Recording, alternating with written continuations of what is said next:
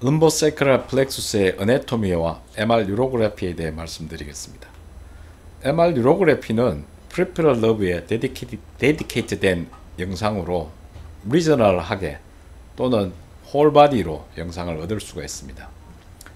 룸보세크랄 플렉수스 MRI의 롤은 뉴로패시, 플렉소패시의 로케이션, 타입, 익스텐스, 코즈를 정확하게 진단할 수 있고 트라우마와 에이트로마틱 리전을 구분하는 데 좋은 영상을 제공합니다. 그리고 디테일 어네토미를 제공해서 치료 방침, 즉 프리서지컬 플래닝을 얻는 데 많은 도움을 주고 있습니다.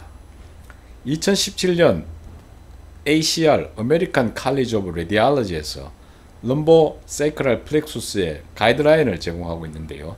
여기에서는 컨트라스트 인핸스에 대해서 이야기를 하고 있습니다.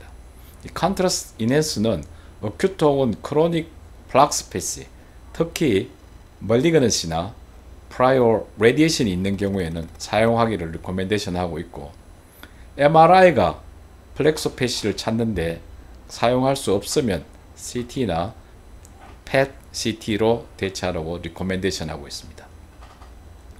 최근에 3테슬라의 MR 기기가 보편화되면서 디테일한 영상을 얻을 수 있는데, 그전에는 1.5테슬라로 영상을 얻었죠. 그래서 이 1.5테슬라는 3테슬라에 비해서 그 베셀과 너브의 디퍼런시에이션이 떨어지기 때문에 최근에는 3테슬라로 이미지를 얻고 있습니다. 이때 이미지를 얻을 때 그 블레드를 비우는 것이 중요한데, 블레드가 폴링 되면은 이 고스트 아티팩트를 만들어서 그 디테일 어네토미를 보는데 힘이 됩니다. 또 MPO를 하면은 바울 무브먼트를 줄여서 더 좋은 영상을 얻을 수가 있습니다. 이런 뉴로그래피의 이미징 시퀀스는 그 쓰는 기계, 벤더마다 또 인스티튜트마다 환경에 따라서 다 다르고요. 또 거기에서 옵티미제이션을 해서 사용하는 것이 필요하겠습니다. 그렇지만 일반적으로 2D, 3D DWI와 그 다음에 그 DTI 등을 얻어서 이미징을 이벨루션 하게 되는데, 일반적으로는 뉴로그래피에서 XRT1, XRT2 스페어, 이 패셋이죠. 코로날 프로톤 덴시티, XR3D 코로날 스페이스 스터 패셋이고요. 그 다음에 DWPSIP를 얻는 것을 그 기본적으로 리코멘데이션 하고 있습니다. 그래서 이런 이미지들은 코로날 T1, 페셋한 코로날 스터, XRT1, T2 페셋, 그 다음에 세이탈은 그 추가적으로 얻을 때, 필요할 때 쓰는 영상이 되겠습니다. 오블리커 이미지 페셋, 그 다음에 코로날 T1 페셋, 그 다음에 XRT1 페셋 혹은 T2 3D 이런 것을 얻게 되겠습니다. 일반적으로 뉴로패시, 그 플렉소패시는 3테슬라로 이용하는 것이 좋은데, 이것은 당연히 SNR이 높기 때문에 그렇죠. 그렇지만 서지컬 하드웨어가 있는 경우 1.5테슬라도 쓸 수 있다고 하는데, 요즘 메디컬 디바이스들은 그 아티팩트 이너트한 머티리얼을 주로 사용하고 또 아티팩트를 줄이는 펄스 시퀀스를 같이 사용할 수 있어서 3테슬라로 사용할 수 있으면 3테슬라로 쓰는 것이 좋겠습니다. FOV는 L3에서 프락티말 타이까지 커버를 하셔야 합니다. 2D 이미지를 많이 사용하고 있는데요. 2D 이미지도 사용할 만하고요. 특히 그 시행하거나 검사하거나 그 다음 우리가 판독하는 데 쉽죠. 그래서 많이 이용되고 있습니다. 그렇지만 2D의 단점은 그 스몰 러버와 베슬의 구분이 힘들고요. 특히 그 MIP 등의 그 이미징 리컨스트럭션이 어렵기 때문에 그 3D를 쓰는 것이 좋겠습니다. 그래서 3T에서 3D 이미지가 보편적인데요. 그 중에서도 대표적인 게 3D 코로날 T2 스페이스가 되겠습니다. 이 사이틱 너브가 지나가는 것을 잘 볼 수가 있는데요. 이 스페이스는 이런 복잡한 피직스의 이름을 앞 글자를 따면 스페이스가 되고, 기본적으로는 패스트 피네코 베이스드 3D가 되는 거죠. 롱 ET를 사용하고 그 다음 리포커싱 플립 앵글을 사용하는데, 이런 피직스는 다음에 말씀을 드리겠습니다. 여기에 패셋을 대해서 3D 코로날 T2 스터 스페이스를 얻어서 너브를 좀 더 분명하게 볼 수가 있겠습니다. 3D DW PISP, 3D DW PISP는 Diffusion Weighted Reverse Imaging with Steady State Precision이라고 이제 하는 이름의 펄스 시퀀스인데요. 이 DW 이미지죠. 이런 이미징에 대한 lumbosacral plexus의 병과 아네토미, 그 다음에 테크닉에 대해서 정준용 교수님이 KGR의 리뷰 아티클로 잘 정리되어 있습니다. 한번 읽어보시기를 리코멘데이션 합니다.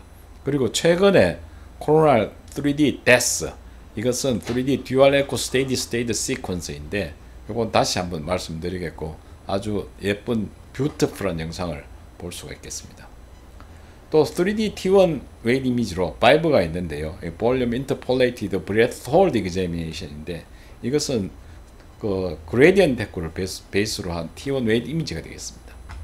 또 스페어 이미지에서는 여기서 보시면은 신경과 사이틱 너브와 주위에 있는 베슬의 컨트라스트를 아주 극대화하게 해서 보는 펄스 시퀀스도 있고요. 또 신케이라고 그 다카시 선생이 일찍이 필립스에 장착한 그 펄스 시퀀스인데요. 이것은 너브 스위스 시그널을 강조해서 보는 이미지가 되겠습니다. 정준명 교수님의 논문에도 이 신케이를 소개하고 있는데 이것은 신케이는 패스피네코 위드 스페어, 즉 여기는 그 패셋을 같이 들어가게 되는 것이죠. 여기다가 IMSDE 장착을 해서 같이 영상을 만들었다고 하는데 IMSD는 Improved Motion Sensitized Driven Equilibrium이라고 펄스 시퀀스를 더 추가해서 모션을 줄이는 그런 테크닉을 같이 사용하였다고 합니다. 아까 말씀드린 3D 데스는 듀얼 에코 스테이지 스테이트인데 이것은 1996년에 제안이 되었습니다. 그래서 First Echo와 Second Echo, 듀얼 에코가 되는 거죠. First Echo는 시그널이 높은 것이고 Second Echo는 컨트라스트가 높은 것이 되겠습니다. 그래서 First와 Second를 얻게 되는데 이 논문에서는 Second Echo를 얻고 여기에 딥러닝까지 같이 추가를 하니까 아주 좋은 영상과 진단율에 도움을 얻었다고 보고를 하고 있습니다. 최근에 나온 논문이어서 한번 그 유용성의 임상의 유용성에 대해서는 좀 더 지켜봐야 될 것 같습니다. 그리고 DWI를 사용하고 있죠. 특히 ADC, Apparent Diffusion Coefficient을 사용해서 병변의 구분, 즉 ADC는 이 글로브의 사이즈가 크냐 작으냐, 그래서 이 작은 사이즈는 low ADC가 되는 것이고 이 볼륨이 크면은 사이즈가 크면은 방향이 어떻든 간에 이것은 그 하이 ADC가 되는 것이죠. 그래서 이것은 그 abnormal 컨디션을 찾는 데 도움이 되고요. 이거 외에 코에피션트를 이용해서 그 프랙션 아나스토피를 이용해서 이 트랙토그래피를 얻게 되는 거죠. 이것을 디퓨저 텐스 이미징이라고 하는데 이것은 이 사이즈하고는 관계없이 방향성을 찾는 것이죠. 그래서 동그라면은 100% 동그라면은 방향성이 없기 때문에 프랙션 아나시스트로피는 제로가 되겠습니다. 그러나 이렇게 길쭉하게 되면은 이 방향성이 있기 때문에 이건 FA가 커지는 것이죠. 그래서 이것을 이용해서 아이겐 벡터를 사용해서 이 방향성을 얻는 것이죠. 그래서 이 블루 그림으로 된 것은 그 superior inferior axis, 우리가 주로 뉴로그래피에서 보는 것이 되겠고요. 그다음 레드는 right red, 그린은 anterior posterior로 이 너브의 주행을 보는데 여기에서 이제 demyelination이나 액션이 딜리션 되면은 이게 포컬 디펙트로 보이게 되고 또 다른 튜머들이 있으면은 코드를 미는 것을 보고 코드 인주리 등을 볼 수 있기 때문에 수술 전에 이용하고 있는 것으로 알고 있습니다. 최근에 인핸스드 MR 뉴로그래피가 제안되고 있는데요. 이것은 3D 스페이스 스터 시퀀스죠. 스터라고 하는 것은 숏타워 인버전 리커버리로 T1에 쇼트닝 된 것은 다 세츄레이션 시켜버리니까 팻이라든지 콘트라스트 인핸스 된 부분을 세츄레이션 시키게 됩니다. 그래서 인핸스 한 부분과 인핸스 하지 않은 그 스터를 사용했는데 인핸스 하면은 이 베슬들이 인핸스 되면서 T1 쇼터닝이 일어나니까 그걸 스프레션 시켜버리면은 이 베슬은 스프레션 되고 너브만 남게 되는 것이죠. 그래서 아주 그 베스큘라 스프레션이 되기 때문에 너브를 더 잘 볼 수 있고, 인핸스 하지 않은 경우는 그 너브와 베슬의 구분이 어렵게 되겠습니다. 그래서 최근에 브라키알 플렉서스에서도 많이 이용되고 있는 MR 뉴로그래피 테크닉이 되겠습니다. 최근에 2024년에는 이 7테슬라의 럼보세크랄 플렉스 뉴로그래피가 보고되고 있는데요.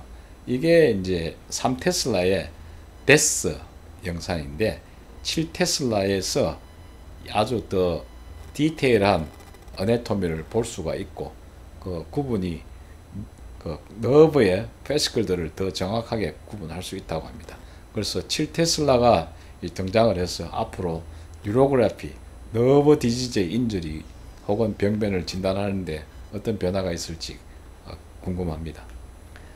그리고 이제 이 MRI로 그 너브를 이베이션 할 때 T1에서는 팻을 주로 보는 것이죠. 그래서 페리뉴랄 인터무스큘라 팻을 중심으로, 그 다음에 크로닉 머슬 에이트로피 팻, 그리고 맷 헤모글로빈의 하이 시그널 인텐시티, 그 팻 메로 시그널을 보는데 T1 시퀀스가 기본이 되겠습니다. 그 다음 프루이드 센시티브, T2 페세시나 스터, 스페어 등은 이것은 너브의 캘리버, 그 다음 시그널 인텐시티, 그 다음 페리 뉴럴 이디마나 페시큘러 이디마 뿐만 아니고 이 머스큘러 이디마도 이 T2에서 찾아야 되는 것이죠. 3D 리콘스트럭션 한 스터나 스페이스에서는 3D이기 때문에 기본적으로 시간은 조금 더 걸리지만 하이 레졸루션, 하이 시그널 투 노이즈 레이쇼를 얻을 수 있어서 시그널이 좋습니다. 그리고 이 3D를 가지고 틴 슬라이스를 얻을 수가 있고요. 특히 장점 중에 하나가 이 이미징 리콘스트럭션이 용이한 것이죠. 특히 멀티플라날 리콘스트럭션에 이용할 수가 있겠습니다. 인핸스, 포스터 콘트라스트는 병변이 있는 경우 주로 인펙션이나 인플라메이션 그리고 튜머에서 이용되는 것이 일반적이고요.